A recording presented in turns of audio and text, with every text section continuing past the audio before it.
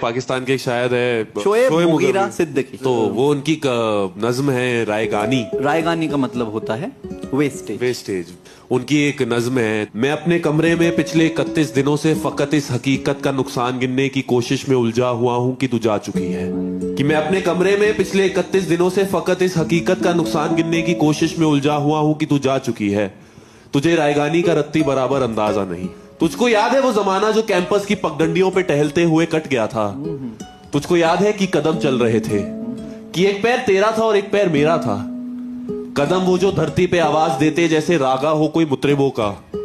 कदम जैसे सापा गमापा का सारे वो तबले की तिरखट पे तक दिन दिनक दिन दिनक दिन दनादिन बहाम चल रहे थे। आई वुड लाइक कि यार ये बहुत खूबसूरत है। एक बार क्या लिखा गया, मतलब लिखने वाले की तारीफ। और तुझे याद है वो जमाना जो कैंपस की पगडंडियों पे टहलते हुए कट गया था? तुझे याद है कि कदम चल रहे थे, कि एक पैर तेरा था एक पैर मेरा था।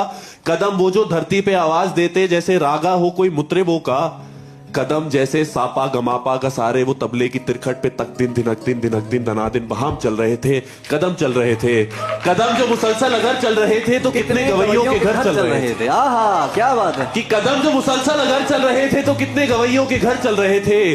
मगर जब से तूने इस राह को मेरे तन्हा कदम के हवाले छोड़ा, उन सुरों की कहानियां वहीं रुक गई। आहा कितनी फनकारियां, कितनी बारीकियां, कितनी कलियां बिलावट गवैयों के होठों पे आने से पहले ही फना हो गई।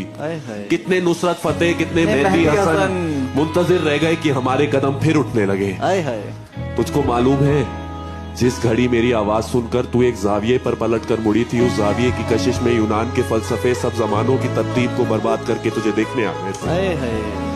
कि अपनी सीधी लकीरों को खम दे सके, अपनी अकड़ी हुई गर्दनों को